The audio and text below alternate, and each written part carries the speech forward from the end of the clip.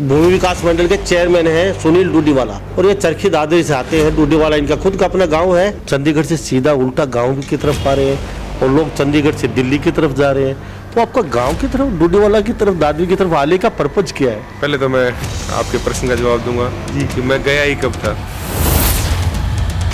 इसी दौर में एक साइकिल यात्रा निकल रही है नशे को लेके, नशा मुक्त दादरी को लेके, और यात्रा निकालने के इनका पर्पज क्या है नशा मुक्त को लेके, ये काम तो फिलहाल राजनेताओं का होता है। कार्यक्रम का नाम रखा गया है नशा मुक्त दादरी। ये केवल यात्रा निकलने के लिए नहीं निकल रही। इस यात्रा में सरकार का जितना भी नशा मुक्त के खिलाफ अभियान चला है उसकी जानकारी देंगे। नुक्कड़ सभाएं होंगी, नाटक होंगे, लोगों को जागरूक भी किया जाएगा, क्योंकि ये कोई राजनीतिक कार्यक्रम नहीं है। इस यात्रा के समापन के उपलक्ष्य में 3 मार्च 2024 को बोंद में एक कार्यक्रम रखेंगे। उसका नाम रखेंगे हम परिवार मिलन सम्मेलन। चर्चा है हरियाणा में और खासकर दादरी में भी, और भिवानी, बाडड़ा, ये 3-4 आपके विधानसभा आते हैं। यात्रा तो एक बहाना है, सुनील डूडीवाला को चुनाव लड़ना है। एक चुप्पी 1000 गुनाहों को छुपा लेती है। आप कहते हैं कि एक चुप्पी बली है बोलने से, तो चुप्पी कहीं ना कहीं चुनाव का इशारा ही समझे। फिर आप इस चुप्पी के पीछे तो कहीं ना कहीं कहते हैं टिकट तो बड़ी आसानी से मिल जाएगी। अब मुख्यमंत्री की बातचीत करें तो आपके तो बहुत नजदीक है। ये मेरा सौभाग्य है कि मुझे समय समय पर माननीय मुख्यमंत्री जी का आशीर्वाद मिलता रहता है। मैं किसी पार्टी का प्राथमिक, द्वितीय, तृतीय सदस्य नहीं हूँ। तो ये आशीर्वाद टिकट के रूप में मिल चुका आपको, ये भी सच्चाई है। कहीं ना कहीं ऐसा लग रहा है कि आपको आशीर्वाद कुछ ज़्यादा मिल चुका है। समय से पहले खट्टर साहब ने आपको मैदान चरखी दादरी दे दिया। चाहिए सुनील जी, अब तैयारी कीजिए, आपका आशीर्वाद मेरा आपके साथ है। हर चीज़ में राजनीति नहीं होती, ना मेरी कोई राजनीति करने की इच्छा। अब सुनील डूडीवाला इतना डर क्यों रहे बोलते समय? मैं चुनाव लड़ूंगा बोल दीजिए ना। हाँ, आशीर्वाद प्राप्त है खट्टर साहब का, हम चुनाव लड़ेंगे। भविष्य के गर्भ में क्या है कोई नहीं जानता। मुझे गर्व है कि मैं स्वयंसेवक हूँ। मेरे पिताजी स्वयंसेवक थे, मेरे दादाजी स्वयंसेवक थे, मेरा बेटा स्वयंसेवक है। जन्मभूमि, कर्म भूमि ने जो कुछ भी दिया लौटाने का समय भी आता है। एक उम्र के बाद, एक वक्त के बाद आपको देना भी सीखना चाहिए। खाली इनकमिंग नहीं होनी चाहिए, लाइफ में आउटगोइंग भी जरूरी है। मैं प्रत्येक जिले में घूमता हूँ। दादरी से विशेष लगाव इसलिए है, ये मेरा जन्म स्थान है। अगर यहाँ से बीजेपी पार्टी आपको टिकट दे देती है तो क्या समझते हो, जीत जाएंगे बड़ी आसानी से चरखी दादरी जिले से? ये काम आप लोगों का पता करना, मेरे ज्यादा समझदार आप है।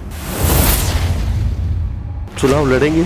चलते चलते बता अभी आपने नीतीश कुमार जी का फैसला कर दिया, इंडिया गठबंधन का फैसला कर दिया, एनडीए का फैसला कर दिया, तो मैं क्या चीज हूँ आपके आगे? श्री राम। Thank you Sunil. तो हमारे साथ ये नमस्कार, स्वागत आपका हरियाणा न्यूज़ 24 पे। मैं हूं मुन्ना लांबा, मेरे सहयोगी हिमांशु लांबा के साथ हम मौजूद हैं चरखी दादरी में। और चरखी दादरी की बातचीत करें तो हमारे साथ एक खास मेहमान पहली बार कैमरे के सामने मेरे साथ जुड़ रहे हैं। हरियाणा प्रदेश में हर जगह जाते हैं, हर नेता का इंटरव्यू भी करते हैं। नेता तो नहीं है हमारे साथ, लेकिन बन जाएंगे नेता कुछ दिन बाद। और चुनाव का समय है, चुनाव का दौर है और आपाधापी मची हुई है सभी पार्टियों में। तो इसी दौर में एक साइकिल यात्रा निकल रही है नशे को लेके, नशा मुक्त दादरी को लेके, और हमारे साथ सुनील डूडीवाला। खास बातचीत में अच्छा खासा पद है, अच्छी खासी जॉब माने बड़ी, सैकड़ों लोग रोज़ जाते हैं, काम करते हैं। तो अब ये कहीं ना कहीं यात्रा निकाल रहे हैं। यात्रा निकालने का पर्पज आखिर है क्या इनका? और ये चरखी दादरी से आते हैं। डूडीवाला इनका खुद का अपना गांव है, तो इनसे जाने के चंडीगढ़ से आके सीधा ही आप डायरेक्ट गांव के अंदर आए हैं। तो कौन सी सेवा करना चाहते हैं? सेवा तो अभी आप कर ही रहे हैं और अच्छी पावर आपके पास। और यात्रा निकालने के इनका पर्पज क्या है नशा मुक्त को लेके, ये काम तो फिलहाल राजनेताओं का होता है। जो वोट बटोरने के लिए यात्रा वगैरह निकालते रहते हैं। सुनील जी, आपका बहुत बहुत स्वागत है हरियाणा न्यूज़ 24। धन्यवाद लांबा जी। सुनील जी, अच्छा खासा आपके पास भगवानी कुर्सी दे रखी है।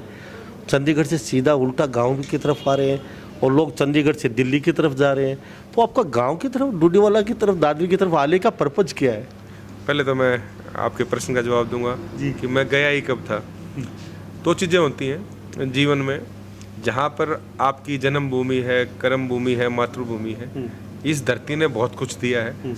कई बार लौटाने का समय भी होता है कि आपने अपने समाज के लिए, अपने देश के लिए, अपने प्रदेश के लिए क्या किया। जैसे अभी आपने शुरुआत करी, कार्यक्रम का नाम रखा गया है नशा मुक्त दादरी। अभी आपने देखा हो कि पिछले 2-3 महीने पहले माननीय मुख्यमंत्री मनोहर लाल जी के विजन के अनुसार एक यात्रा निकली थी, साइक्लोथॉन नशा मुक्त हरियाणा। नशा मुक्त हरियाणा। वो हरियाणा के 22 के 22 जिलों में से गुजरी थी। जी। 22 के 22 जिलों में अच्छा कार्यक्रम हुआ था। बहुत लोगों की उसमें भागीदारी थी। लोगों ने बढ़ चढ़कर भाग लिया, प्रण किया, शपथ ली और प्रेरित हुए कि हम अपने आप को नशे से और अपने परिवार को भी नशे से बचाएंगे। उस यात्रा को आगे बढ़ाते हुए हमारी टीम के मन में एक ये आई कि ऐसी यात्रा दादरी के प्रत्येक जिले के प्रत्येक गांव में और दादरी शहर के प्रत्येक वार्ड में भी क्यों न उस यात्रा को निकाल कर आगे बढ़ाया जाए, और यात्रा का नाम रखा नशा मुक्त दादरी, जिसके संयोजक अभी आपने देखा था श्रीमान देवकीनंदन भारद्वाज जी हैं, हमारे अंकल जी, उनको संयोजक बनाया गया, और हमारे भाई हैं वीरेंद्र जोगी MC हैं दादरी से, उनको सह संयोजक बनाया गया, ताकि उनकी देखरेख में यात्रा सुचारू रूप से चल सके। और अगले भाग में 65 के 65 गाँवों का हमने यात्रा प्रमुख बना दिया और एक सह प्रमुख बना दिया। हर वार्ड का हमने प्रमुख और सह प्रमुख बना दिया। ये केवल यात्रा निकलने के लिए नहीं निकल रही, इस यात्रा में सरकार का जितना भी नशा मुक्त के खिलाफ अभियान चला है उसकी जानकारी देंगे। नुक्कड़ सभाएं होंगी, नाटक होंगे, लोगों को जागरूक भी किया जाएगा। हम इससे अलग अलग विभागों को भी जोड़ेंगे, क्योंकि ये कोई राजनीतिक कार्यक्रम नहीं है। इस यात्रा के समापन के उपलक्ष्य में 3 मार्च 2024 को बोंद में हम एक कार्यक्रम रखेंगे। उसका नाम रखेंगे हम परिवार मिलन सम्मेलन, ताकि नशा मुक्त जो हमने यात्रा चलाई थी, सारे परिवारों के बीच में बैठकर, परिवारजनों के बीच में बैठकर उस यात्रा का सारा रूपरेखा फाइनल करेंगे। क्या हमने किया ये बताएंगे। कार्यक्रम की सुंदरता ये होगी लांबा जी, उस कार्यक्रम में कोई मंच नहीं बनाएंगे, कोई फूलमाला नहीं होगी, कोई भाषण नहीं होगा। केवल इलाके के जो संत महापुरुष, डेरा, मंदिर, आश्रम होंगे, उन लोगों के लिए, महानुभावों के लिए स्टेज लगेगा। उनकी दिव्य वाणी से लोग सुनकर धन्य होंगे। उस कार्यक्रम का यही रूपरेखा है। सुनील जी, चर्चा है हरियाणा में और खासकर दादरी में भी, और भिवानी, बाडड़ा, ये 3-4 आपके विधानसभा आते हैं। यात्रा तो एक बहाना है, सुनील डूडीवाला को चुनाव लड़ना है, तो यह वास्तव में कहीं ये यात्रा एक बहाना है और आपको चुनाव लड़ना है यहाँ पे, ऐसा तो नहीं है कुछ? देखो, हमारे प्रधानमंत्री होते थे डॉक्टर मनमोहन सिंह, 10 साल तक उन्होंने शासन किया। उनकी एक बात मुझे अच्छी लगती थी, वो एक शब्द बोलते थे कि एक चुप्पी 1000 गुनाहों को छुपा लेती है। रही आपकी चुनाव से संबंधित बातें, मैं हरियाणा के प्रत्येक जिले में जाता हूँ। कोशिश मेरी रहती है कि सामाजिक मुद्दों को उठाया जाए, उनका निवारण किया जाए। लोगों की दुख तकलीफ है, अगर आपकी कलम में भगवान ने, ईश्वर ने, आपके पूर्वजों ने जो ताकत दी है, उसका सदुपयोग कैसे हो। मैं करनाल भी जाता हूँ। हमने पिछले साल भगवान परशुराम महाकुंभ करनाल किया। संत महापुरुष प्रचार प्रसार योजना हरियाणा सरकार का एक योजना है, जिसमें संत महापुरुषों की जयंतियाँ मनाई जाती हैं। उसी कड़ी में हमने पिछले साल 11 दिसंबर को वो कार्यक्रम रखा था, तो मैं करनाल भी जाता हूँ। उस यात्रा का फायदे के लिए, यात्रा को सफलता के लिए मैं 22 के 22 जिलों में गया, 67 की 67 विधानसभा में हमने कवर किया। तो अब चुनाव नज़दीक है और चर्चा है, चर्चा का बाजार गर्म है, तो बात निकलेगी तो पूछना तो पड़ेगा आपसे। आप कहते हैं कि एक चुप्पी बली है बोलने से, तो चुप्पी कहीं ना कहीं चुनाव का इशारा ही समझे। फिर आप इस चुप्पी के पीछे तो सही दे, ऐसा ही लग रहा है। देखो, ऐसा तो मैं टिप्पणी नहीं करूँगा। मैं अभी बोला, मैं सोनीपत भी जाता हूँ। अभी हमने जब उस कार्यक्रम में कुछ मांगे रखी थी मुख्यमंत्री की, हमने तो सारी मांगे पूरी हुई। मुख्यमंत्री के तो बहुत नज़दीकी हैं आप, ये पूरा हरियाणा में चर्चा है। सुनील डूडीवाला बहुत ही नज़दीक है मुख्यमंत्री मनोहर लाल जी के। आपकी हर बात वो साझा करते हैं, आप उनके साथ अपनी बातें साझा करते हैं। आपकी बहुत ही अच्छी पट्टी, अच्छी गहरी। तो कहीं ना कहीं कहते हैं टिकट तो बड़ी आसानी से मिल जाएगी। अब मुख्यमंत्री की बातचीत करें तो आपके तो बहुत नज़दीक है मुख्यमंत्री। तो मेरा सौभाग्य है कि मुझे समय समय पर माननीय मुख्यमंत्री जी का आशीर्वाद मिलता रहता है। आपको कुछ ज़्यादा मिला है। वो तो मेरा सौभाग्य है, और शायद मेरे या मेरे पूर्वजों के कुछ कर्म हो गए कि उन जैसे संत महापुरुष का आशीर्वाद मेरे को हमेशा मिलता रहता है। अब आपने राजनीति की बात करी और माननीय मुख्यमंत्री मनोहर लाल जी की बात करी। मैं एक छोटी सी बात कहना चाहूँगा। आज आपके सामने न्यूज़पेपर है, कितने भी आदमी बैठे हैं, इन किसी भी व्यक्तियों को मुख्यमंत्री जी के पिताजी का नाम नहीं पता होगा। आज के दौर में आप अपने चारों तरफ सोच के देखो कि हरियाणा में और भारत में कितने नेता हैं, उन सब के पिताजी का नाम सबको पता होगा। माननीय मुख्यमंत्री मनोहर लाल जी के पिताजी का नाम किसी को नहीं पता होगा। उस व्यक्ति के लिए आप और हम, सारा हरियाणा उनका परिवार है। उन्होंने मुख्यमंत्री पद की शपथ लेते ही सबसे पहला काम क्या किया, अपने नाम के आगे से खट्टर शब्द हटा दिया, ठीक है, सिर्फ मनोहर लाल रखा। और उनका एक ही सोच थी कि हरियाणा एक, हरियाणवी एक, और हरियाणा की 2.5 करोड़ जनता उनका परिवार है, उनके परिजन है। तो उसी रूपरेखा में मैं अपने आप को सौभाग्यशाली मानता हूं कि उनका आशीर्वाद मिलता है। बाकी तो हम तो उनके चरणों की धूल भी नहीं है। तो ये आशीर्वाद टिकट के रूप में मिल चुका है आपको। ये भी सच्चाई है, कहीं ना कहीं ऐसा लग रहा है कि आपको आशीर्वाद कुछ ज़्यादा मिल चुका है।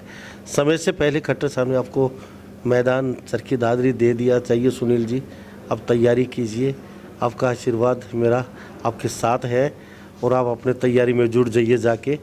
और आपको बड़ी पावर देते हैं। अब छोटी पावर थी, तो बड़ी पावर और छोटी पावर में अंतर तो कुछ खास नहीं है।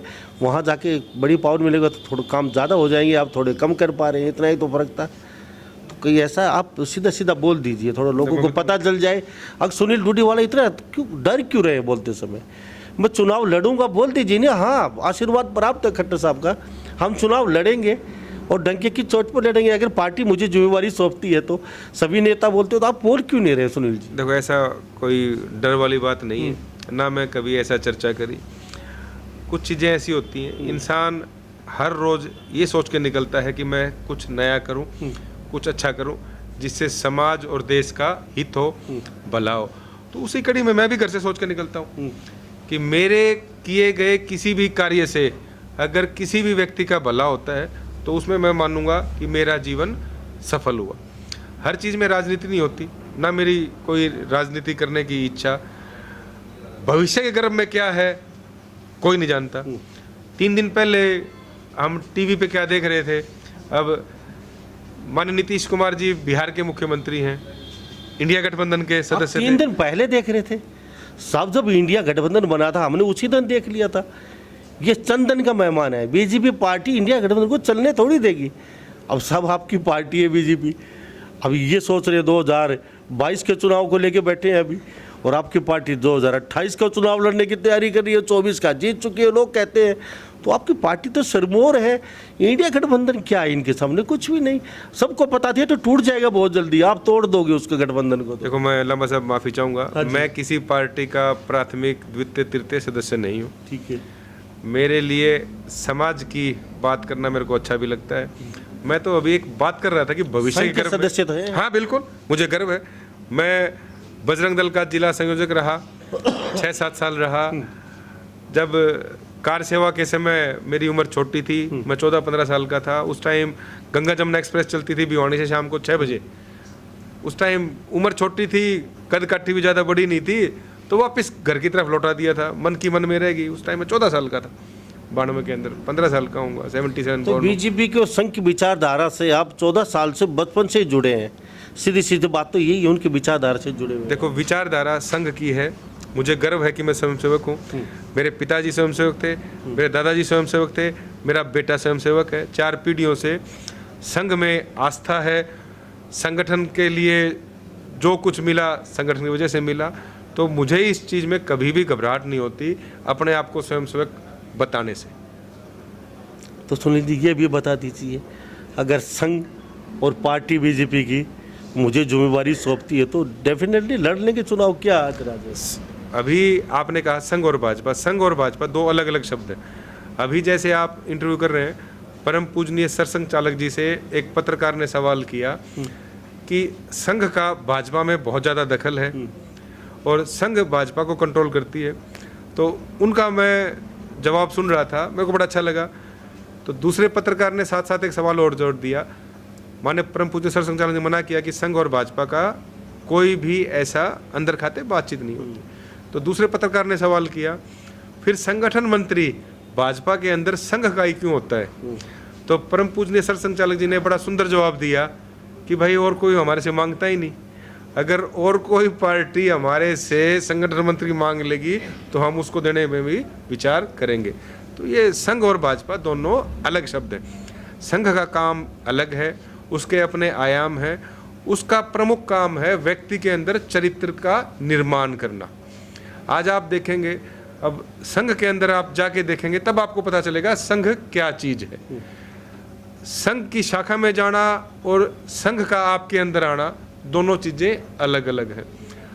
100 स्वयंसेवक जाते हैं, शायद संघ 80 में आता होगा, 60 में आता होगा या 100 के 100 में भी आता होगा।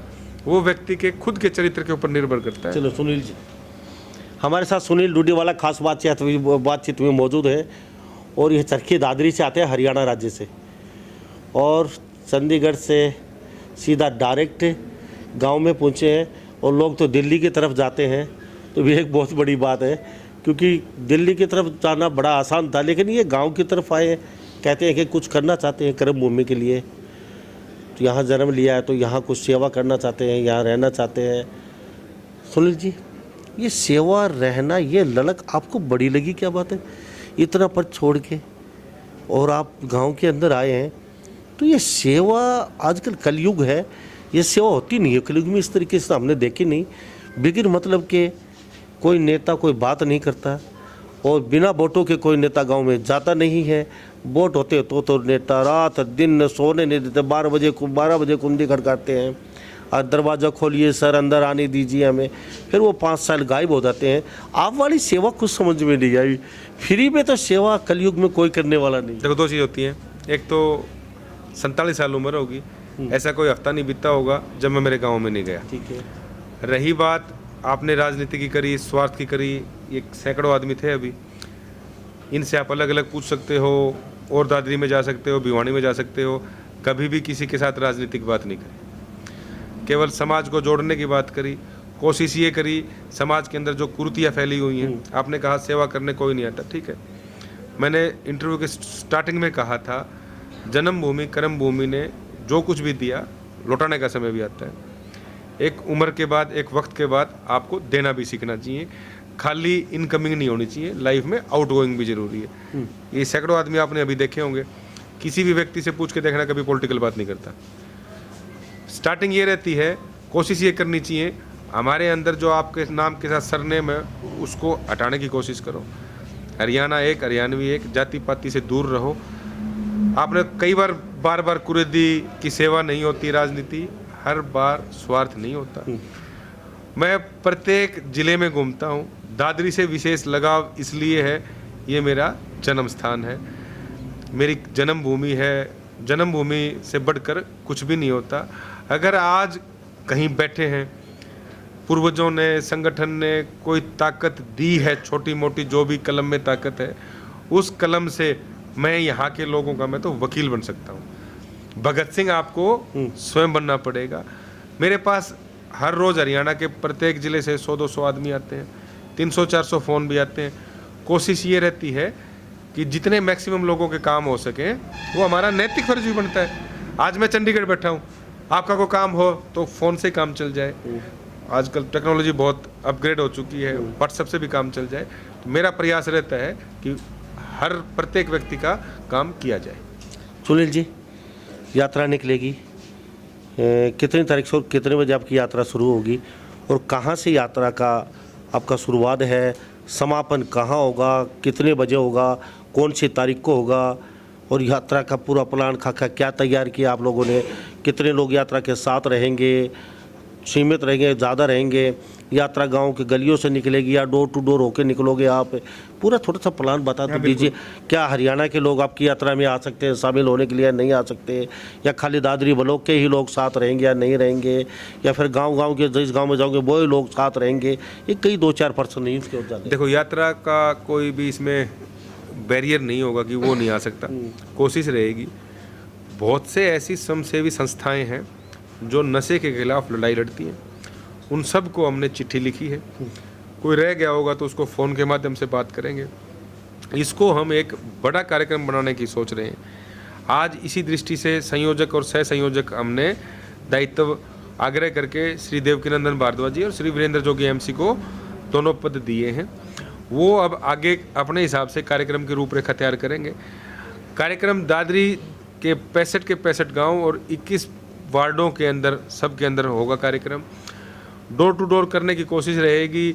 जो सरकार के इस संदर्भ में साहित्य, लिटरेचर, जो भी सामग्री है प्रचार प्रसार की, नशा मुक्ति के खिलाफ हरियाणा सरकार की, माननीय मुख्यमंत्री मनोहर लाल जी का जो विजन था नशा मुक्त हरियाणा, उसको बढ़ाते हुए हमने नशा मुक्त दादरी अभियान आगे चलाएंगे।